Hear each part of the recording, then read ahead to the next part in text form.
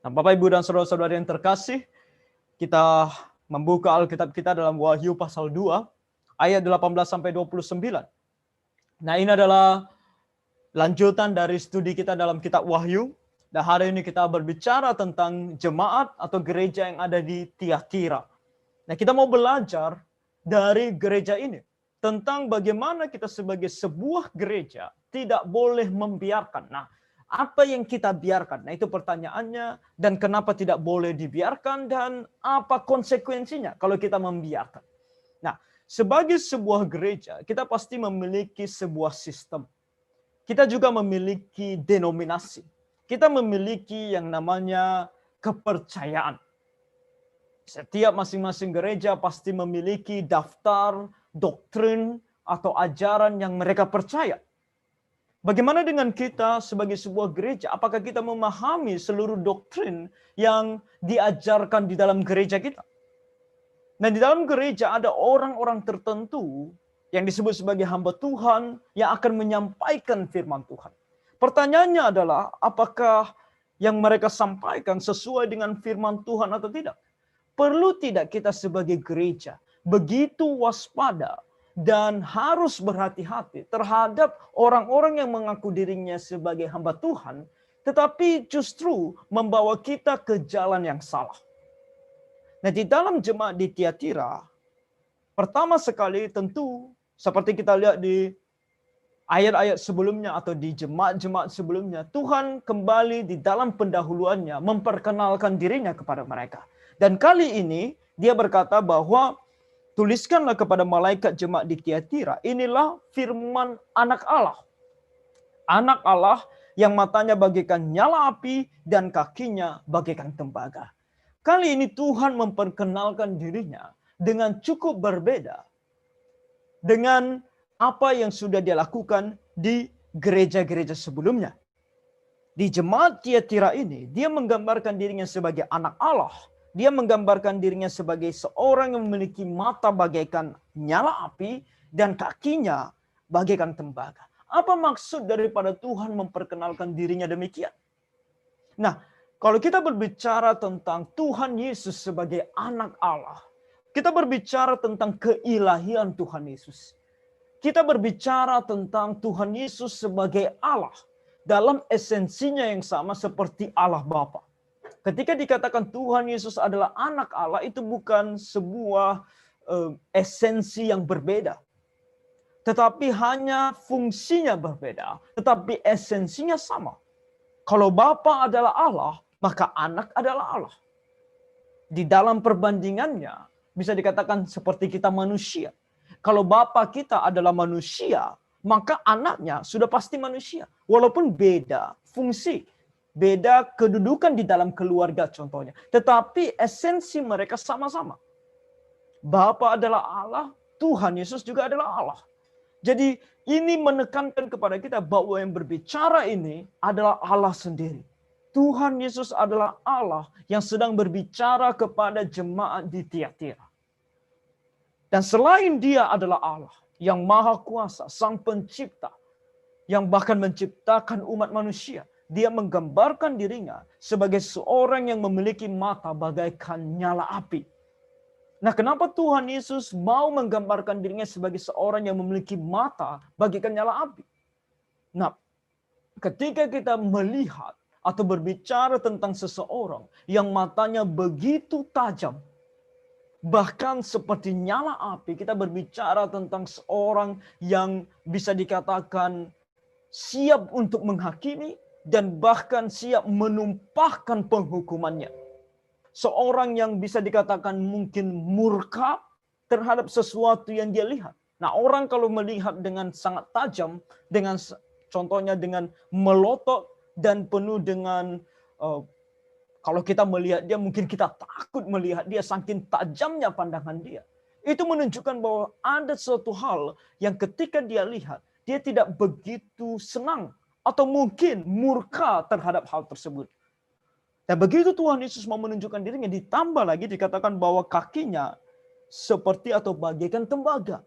Nah, ini adalah gambaran seorang prajurit yang siap untuk berperang. Kaki mereka akan disarungi oleh tembaga. supaya ketika mereka berlari, ketika mereka menendang, ketika mereka pergi berperang, mereka siap.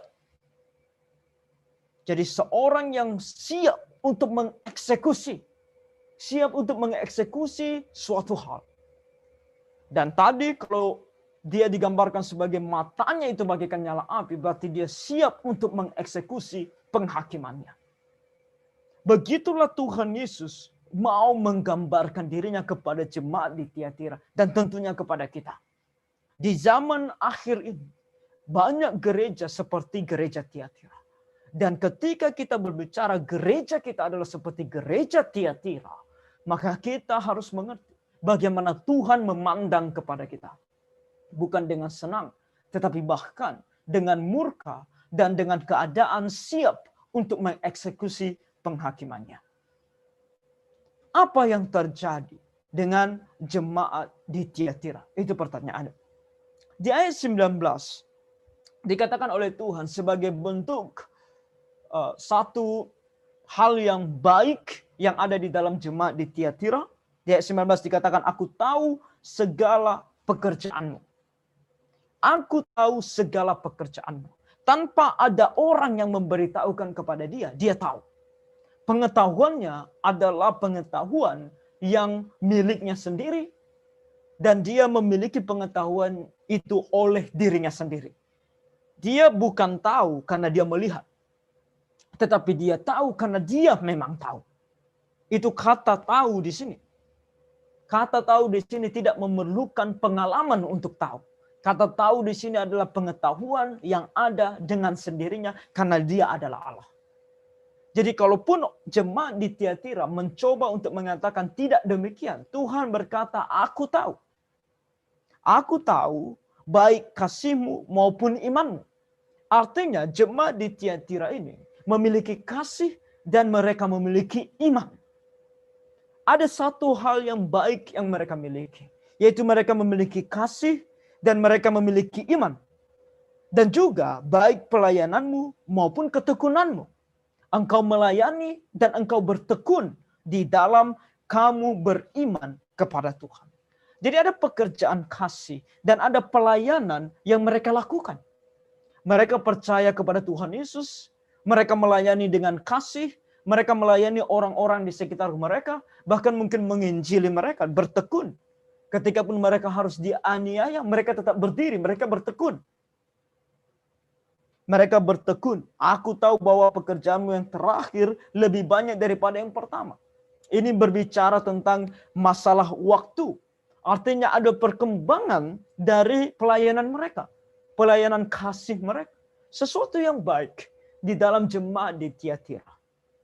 Tetapi seiring berjalannya waktu, walaupun ada hal yang baik yang mereka bisa lakukan, walaupun mereka memiliki kasih, walaupun mereka memiliki iman, bahkan ketekunan, dari awal mereka mungkin hanya sedikit, tetapi sekarang mungkin berkembang di dalam kasih dan pelayanan mereka kepada Tuhan. Ada suatu perkembangan yang baik yang mereka alami. Tetapi di balik atau di samping itu semua, ada hal yang Tuhan begitu tidak suka dengan mereka. Sehingga dia harus menggambarkan dirinya sebagai seorang yang murka dan siap untuk menghakimi mereka. Apa itu? Ketika di sini dikatakan di ayat 20, tetapi aku mencela engkau karena apa? Karena engkau membiarkan wanita Izebel yang menyebut dirinya nabiah. Karena engkau membiarkan. Nah, itu tema kita malam hari ini, gereja yang membiarkan. Nah, sebelum kita melihat kata membiarkan, Tuhan berkata apa? Aku mencela engkau. Tetapi aku mencela engkau. Nah, kata mencela artinya menentang, melawan, tidak setuju. Bahkan bisa dikatakan murka. Aku marah. Aku tidak setuju. Aku tidak suka dengan hal ini. Aku mencela engkau. Kenapa? Di sini dikatakan bahwa itu karena Tuhan melihat. Di sini dikatakan bahwa karena engkau membiarkan. Membiarkan artinya bahwa mereka mengizinkan, membebaskan seseorang untuk melakukan apa yang dia inginkan.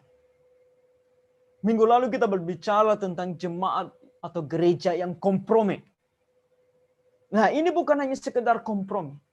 Kompromi berarti mereka melihat satu kejahatan, melihat sebuah ajaran sesat, tapi mereka tidak peduli, mungkin bisa saja tidak mereka katakan itu salah, juga tidak mereka bilang itu benar, atau mungkin ketika datang mendekat kepada mereka, mereka pun tidak terlalu peduli. Tetapi di sini membiarkan, artinya ketika itu masuk di dalam gereja mereka, walaupun mereka tahu itu salah, mereka izinkan orang tersebut untuk terus mengajarkan apa yang dia inginkan. Walaupun itu tidak sesuai dengan firman Tuhan. Dan orang di sini digambarkan sebagai seorang Izebel. Nah, ini saya percaya bukan nama aslinya, tetapi dia digambarkan seperti Izebel. Nah, Izebel kita tahu di dalam perjanjian lama adalah istri dari Raja Ahab. Nah, siapa Izebel? Kenapa Tuhan menggambarkan orang ini seperti Izebel? Kalau kita melihat kehidupan Izebel ketika dia menjadi istri bagi Ahab, apa yang dia lakukan? Yang dia lakukan adalah mempengaruhi dan mengajarkan orang-orang Israel untuk pergi menyembah Baal, untuk pergi menyembah dewa, untuk pergi menyembah berhala. Itu yang dilakukan oleh Izebel. Bahkan dia memiliki nabi-nabinya tersendiri, orang-orang yang disebut Nabi Baal. Dan bukan hanya itu, bukan hanya dia mempengaruhi orang-orang untuk pergi menyembah berhala, tetapi juga dia mencari dan ingin membunuh nabinya Tuhan.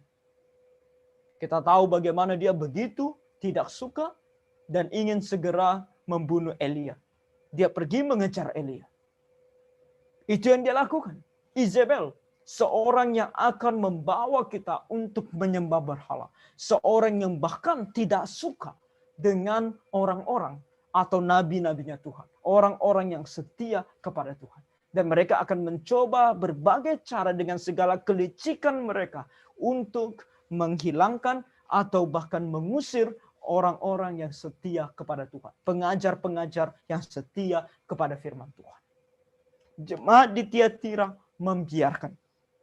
Karena di sini dikatakan bahwa dia tidak menyebut dirinya Izebel. Dikatakan bahwa dia menyebut dirinya Nabiah. Seorang yang diutus oleh Allah untuk mengabarkan firman Tuhan. Itulah dia. Dia menggambarkan dirinya sebagai seorang utusan Allah. Nabiah. Kemudian apa yang dia lakukan? Mengajar dan menyesatkan hamba-hambaku supaya berbuat zina dan makan persembahan-persembahan berhala. Dia akan membawa hamba-hamba Tuhan atau anak-anak Tuhan untuk melakukan perzinahan dan juga memakan makanan berhala yang dipersembahkan kepada berhala. Nah, berbuat zina di sini ada dua macam. Pertama, berbuat zina dalam artian rohani, di mana mereka akan menduakan Tuhan. Di samping mereka adalah jemaat yang percaya kepada Tuhan Yesus, yang menyembah Tuhan di gereja. Di samping itu, dalam kehidupan mereka sehari-hari, mereka juga menyembah kepada dewa. Mereka ikut dewa.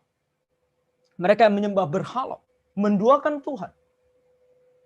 Bukan hanya sekedar menyembah berhala, mungkin mamun juga jadi berhala mereka. Mamun, uang. Diri mereka sendiri. Kesetiaan kepada Tuhan tidak ada di dalam diri mereka.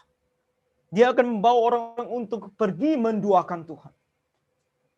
Dan makna yang kedua, bisa juga perbuatan tidak bermoral.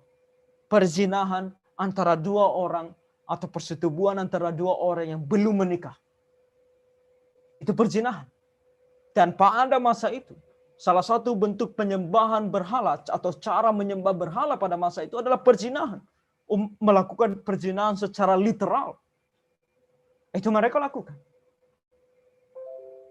Dan kemudian dikatakan makan persembahan-persembahan berhala. Artinya ikut serta di dalam penyembahan berhala. Orang Kristen dilarang untuk memakan makanan yang dipersembahkan kepada berhala. Kita tidak boleh makan. Kenapa? Karena prinsipnya ketika kita ikut memakannya, artinya kita ikut mengambil bagian di dalam penyembahannya, di dalam ibadahnya. Karena itu merupakan satu paket, satu bagian. Bukan hanya kita ikut Tapi kita juga setuju bahwa ini adalah suatu hal yang memang baik untuk dilakukan. Penyembahan berhala. Jadi dia akan membawa orang-orang Kristen untuk melakukan hal ini. Di dalam gereja kita, apa yang kita sembah sebenarnya? Apakah kita sudah menduakan Tuhan di dalam gereja kita? Akan banyak sekali Izebel yang akan menyatakan dirinya sebagai hamba Tuhan. Ingat, mereka tidak akan mengatakan diri mereka bukan hamba Tuhan. Kalau zaman sekarang mungkin mereka tidak akan menyebutkan diri mereka bukan pendeta. Mereka tidak akan menyebutkan diri mereka bukan penginjil, bukan hamba Tuhan. Bahkan mereka akan menggunakan istilah-istilah yang menurut kita lebih alkitabiah. Contohnya, nabi. Atau mungkin mereka menyebut diri mereka rasul. Dan bahkan menyebut diri mereka pendeta, menyebut diri mereka hamba Tuhan, penginjil, pengajar, segala macam. Mereka akan sebutkan diri mereka sesuai dengan apa yang kita percaya sebagai seorang yang diutus oleh Allah. Tetapi nilai mereka dari apa yang mereka lakukan, nilai mereka dari apa yang mereka ajarkan, kemana mereka membawa kita? Menyembah Tuhan atau menduakan Tuhan? Lihat dari apa yang mereka ajarkan. Kalau mereka sudah mulai mengajarkan kita untuk lebih mencintai dunia daripada Tuhan, maka mereka sedang membawa kita untuk menduakan Tuhan. Kalau dia membawa kita untuk lebih mencintai diri kita sendiri daripada Tuhan, dia sudah membawa kita untuk menduakan Tuhan. Dan sekarang itu yang terjadi. Di banyak gereja, orang-orang berbicara tentang lebih mencintai diri sendiri daripada Tuhan. Orang lebih suka berbicara tentang apa yang bisa kita dapatkan daripada Tuhan, daripada apa kehidupan yang bisa kita berikan kepada Tuhan. Orang lebih berbicara tentang berkat daripada hidup kudus bagi Tuhan. Karena berkat adalah yang kita dapatkan. Hidup kudus adalah kesusahan yang bisa kita berikan kepada Tuhan. Karena hidup kudus tidak mudah. Kalau itu sudah diajarkan, doktrin atau ajaran Injil kemakmuran adalah ajaran yang membawa kita untuk menduakan Tuhan. Yaitu bahkan bukan hanya menduakan Tuhan, lebih mencintai mamon, lebih mencintai berkat, lebih mencintai uang daripada Tuhan sendiri. Sampai kita pun berkata, aku hanya mau percaya kepada Tuhan kalau Tuhan bisa memenuhi apa yang aku inginkan. Prinsipnya seperti itu. Ketika kita berbicara percaya kepada Tuhan Yesus, kamu tidak akan susah, kamu tidak akan sakit, kamu tidak akan miskin. Cara berbicara lainnya adalah aku tidak akan percaya kepada Tuhan Yesus kalau aku masih miskin. Itu yang terjadi. Ketika gereja akan dijadikan sebagai tempat bisnis, bukan lagi tempat untuk membawa jiwa kepada Tuhan. Ketika gereja digunakan sebagai tempat untuk mengumpulkan banyak persembahan, bukan lagi mengumpulkan banyak jiwa bagi Tuhan. Apapun mau dilakukan, yang penting orang datang. Kenapa? Karena semakin banyak orang datang, semakin banyak persembahan. Itu tujuannya. Kenapa itu tujuannya? Kenapa kita mengatakan itu tujuan? Karena dari cara mereka mengundang orang. Apa cara gereja sekarang untuk mengundang orang datang ke gereja? Bukan dengan penginjilan. Bukan dengan mengatakan kepada orang bahwa kamu harus mengikut Tuhan. Bukan dengan cara supaya mereka bertobat dan mereka mengikuti Tuhan. Bukan. Tetapi dengan memberikan apa yang mereka inginkan. Apa yang kamu inginkan ada di dalam gereja, supaya kamu betah di dalam gereja. Musiknya mungkin harus diubah, kita ubah. Suasananya, kita ubah. Lampunya, kita ubah. Panggungnya, kita ubah. Yang penting kamu nyaman di dalam gereja. Apa yang terjadi? Dia akan membawa kita untuk lebih mencintai diri kita sendiri daripada Tuhan. Itu yang terjadi. Jadi saudara-saudara, firman Tuhan ini adalah untuk kita bahwa Izebel melakukan hal tersebut bahkan di dalam gereja kita sekarang. Dan ini dikatakan bahwa dia Izebel yang menyebut dirinya di ayat 21, dan aku telah memberikan dia waktu untuk bertobat. Tuhan begitu bermurah hati. Tuhan begitu bermurah hati memberikan dia waktu untuk bertobat. Memberikan dia waktu untuk dia mengevaluasi ajarannya, supaya dia datang kepada Tuhan dan bertobat. Banyak orang demikian di dalam dunia ini masih hidup. Kenapa mereka masih hidup? Kemungkinan karena Tuhan begitu mau bermurah hati untuk membawa mereka kembali kepada Tuhan. Dan itu kalau kita yang berada di dalam gereja-gereja seperti ini, adalah waktu kita juga untuk bertobat. Karena Tuhan masih memberikan kita waktu untuk bertobat. Dan di sini dikatakan, tetapi ia tidak mau bertobat dari zinahnya. Dia tidak mau bertobat dari menduakan Tuhan. Bahkan dia tidak mau bertobat dari perbuatannya yang tidak bermoral. Dia tidak mau bertobat. Kalau dia tidak mau bertobat, dikatakan di ayat 22, konsekuensinya. Lihatlah, aku akan melemparkan dia ke atas ranjang orang sakit. Tuhan akan menulahkan kepada dia sebagai bentuk hukumannya. Hukuman bagi dia adalah penyakit. Dan ketika dikatakan dilemparkan di atas ranjang orang sakit, ini adalah penyakit yang bisa dikatakan membuat dia tidak bisa berbuat apa-apa lagi. Dia hanya bisa tidur di atas ranjangnya. Dan semua pengikutnya, mereka yang berbuat zina dengan dia akan kulemparkan ke dalam kesukaran besar. Tuhan akan membuat kehidupan mereka tidak nyaman. Tuhan akan membuat kehidupan mereka tidak mudah. Tuhan akan membuat kehidupan mereka penuh dengan kesengsaraan. Kalau kita tidak mau bertobat, Tuhan akan melakukan hal ini kepada kita. Berhati-hatilah di dalam menentang ajaran firman Tuhan. Berhati-hatilah ketika kamu mau menentang Tuhan. Ketika kamu mau menduakan Tuhan. Apalagi kamu sebagai seorang yang sedang berbuat firman Tuhan padahal bukan firman Tuhan. Berhati-hatilah. Dan kita sebagai jemaat, jangan kita membiarkan hal ini terjadi. Kalau kita berada di dalam sebuah gereja yang seperti ini, keluar dari sana. Karena kalau tidak, kita menyatakan diri kita sebagai pengikut mereka, setuju dengan mereka. Membiarkan hal ini terjadi dan kita tidak berbuat apa-apa. Jika mereka tidak bertobat dari perbuatan perempuan itu. Asalnya adalah ajaran perempuan itu. Tapi karena kamu tidak bertobat, karena kamu tidak berdiri di atas kebenaran, bahkan memisahkan dirimu dari mereka, kamu pun ikut di dalam mereka. Berhati-hati. Karena Tuhan akan bertindak. Dan ketika dia bertindak, itu tidak mudah. Bahkan sangat-sangat menyakitkan. Bukan hanya terhadap diri mereka. Lebih mengerikan lagi, Tuhan memberitahukan kepada kita hukuman mereka. Yaitu, dan anak-anaknya akan kumatikan. Dan semua jemaat akan mengetahui bahwa akulah yang menguji batin dan hati orang. Anak-anak mereka akan kumatikan. Orang mungkin berpikir, apa salah dari anak-anak mereka?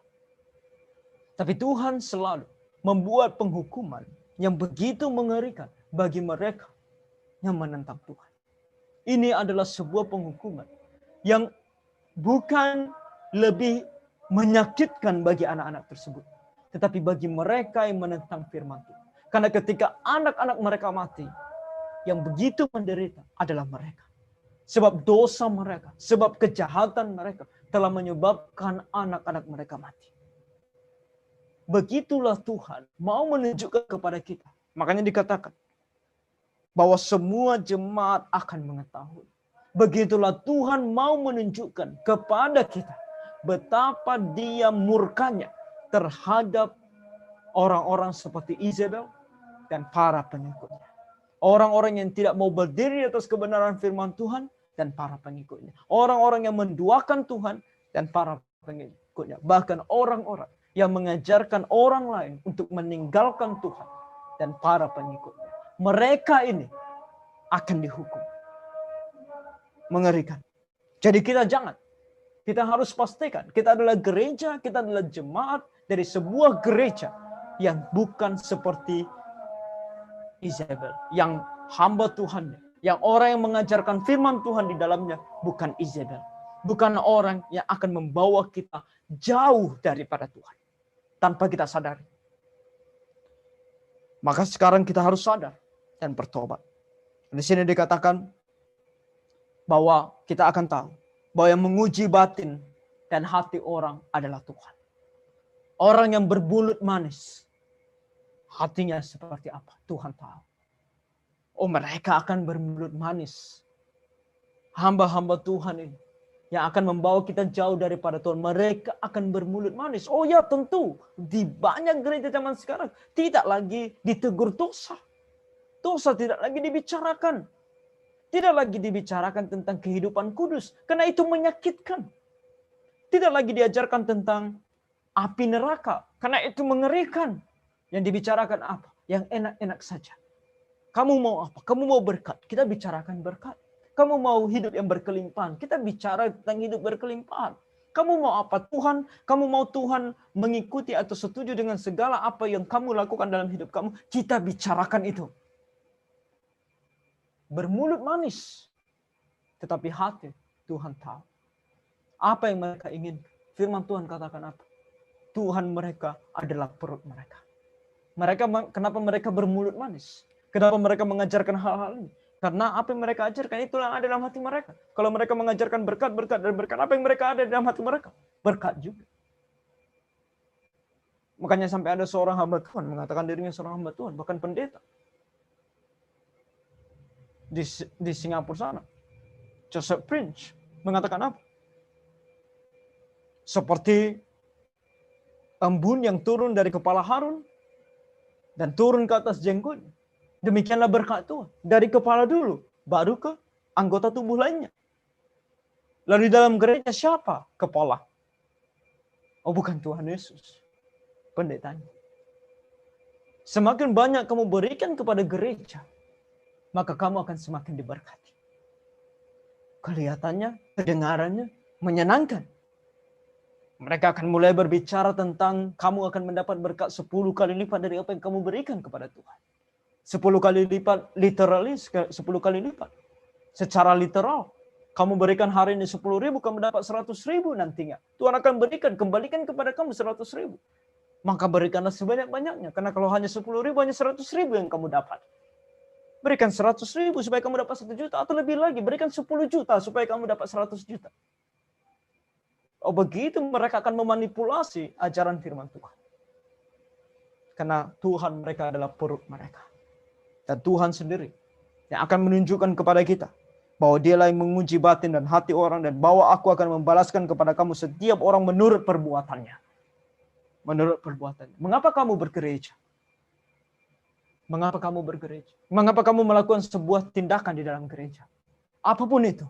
Baik itu keluar dari gereja atau bertahan di dalam gereja. Kenapa? Karena perut atau karena Tuhan?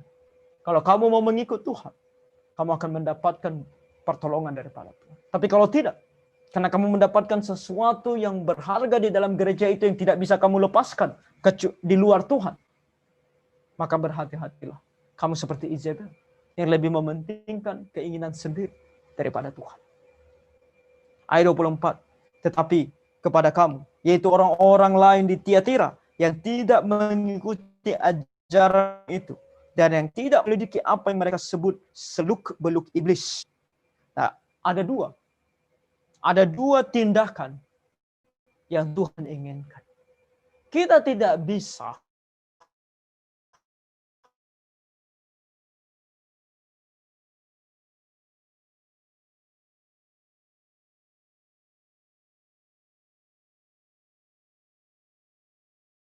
sesuai dengan firman Tuhan. Apalagi zaman sekarang, kita melihat banyak sekali ajaran firman, dalam tanda kutip, ajaran firman Tuhan. Di dalam YouTube, Facebook, sosial, dikutip bagi kita. Bahkan ada video-video singkatnya. Lalu apa yang kita lakukan terhadap itu? Kalau jemaat di Tiatira yang setia kepada Tuhan, Tuhan berkata apa? Tetapi kepada kamu, yaitu orang-orang lain di Tiatira yang tidak mengikuti ajaran itu. Nah, apa maksudnya tidak mengikuti? Yang dimaksud dengan tidak mengikuti artinya ketika mereka mendengar, ketika mereka melihat, mereka tidak mengambilnya untuk mereka.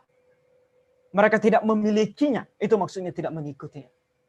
Artinya mereka tidak mau percaya kepada ajaran itu, mereka membuang ajaran itu dan tidak mau ikut di dalam ajaran itu.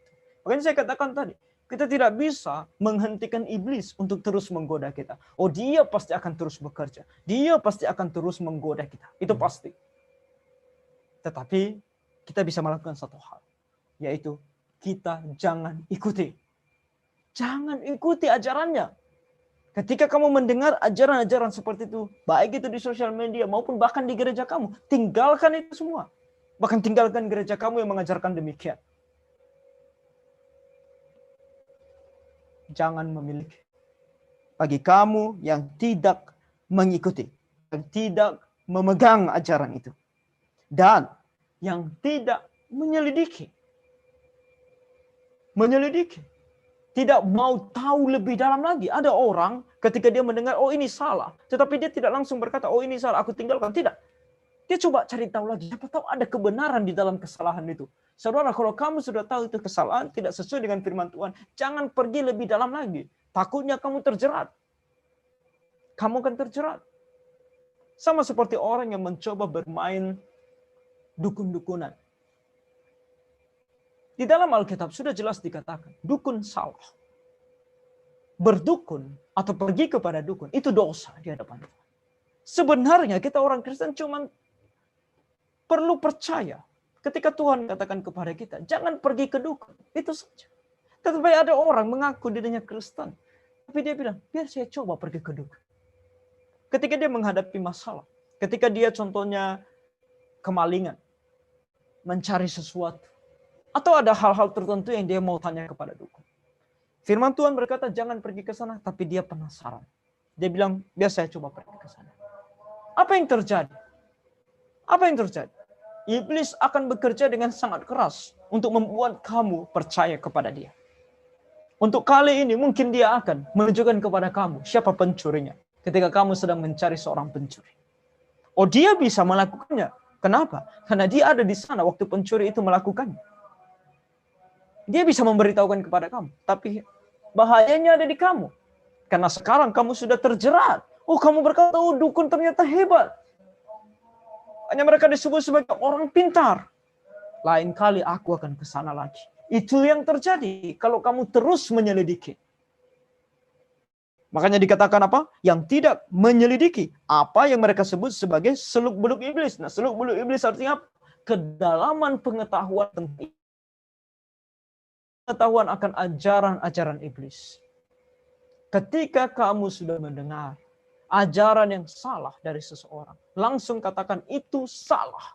Tidak sesuai dengan firman Tuhan. Mungkin kalau di gereja kita mengatakan, oh mungkin aku coba berbicara kepada orang tersebut, kepada hamba Tuhan tersebut, mempertanyakan kenapa dia mengatakan hal tersebut. Dan kita membawa firman Tuhan. Tapi kita harus pastikan apa yang kita tahu adalah sesuai juga dengan firman Tuhan. Nah, ketika kita memberitahukan kepada orang tersebut, siapa tahu dia di dalam kemanusiaannya salah berbicara. Sehingga dia berkata, oh ternyata itu kata firman Tuhan, sorry, atau maaf, saya salah. Maka dia sudah bertobat. Di dalam kesalahannya, kesilafannya.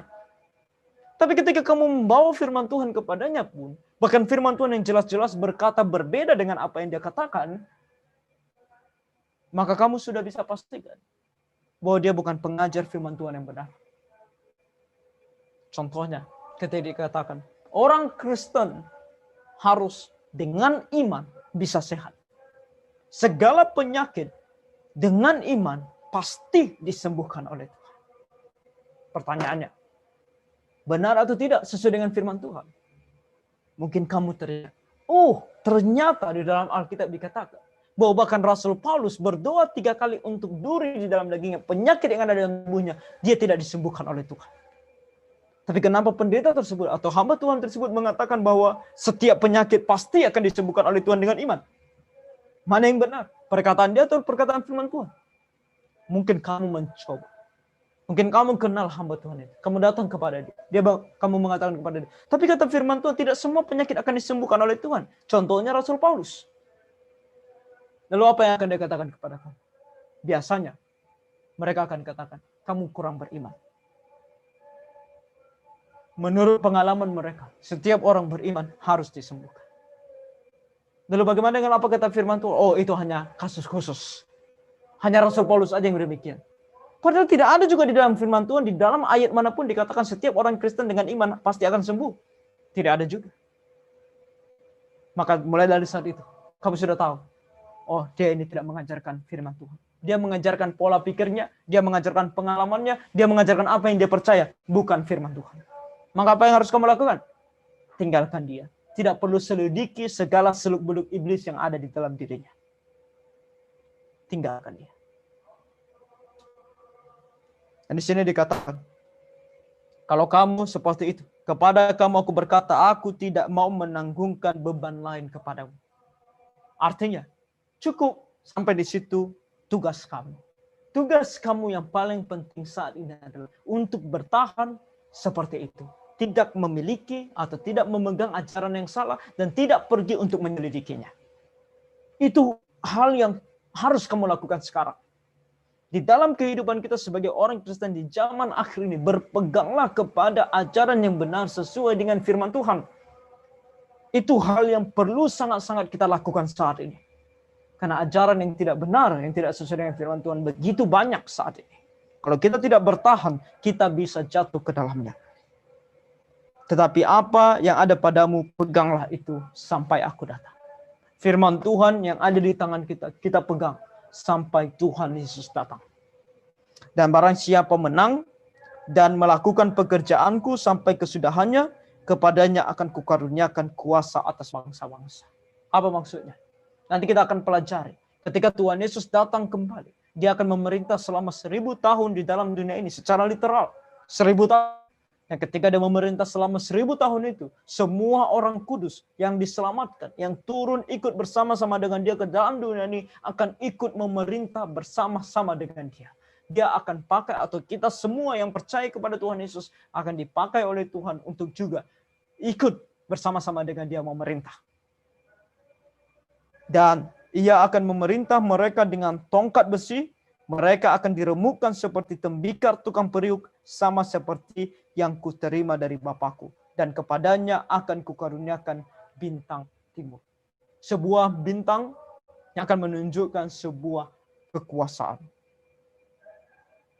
Siapa bertelinga, hendaklah ia mendengarkan apa yang dikatakan Roh kepada jemaat-jemaat. Saudara-saudara, betapa penting kebenaran firman Tuhan. Di zaman ini, orang Kristen dibombardir dengan segala macam pengajaran yang tidak alkitabiah. Firman Tuhan semakin dijauhkan, walaupun ada di depan mata kita.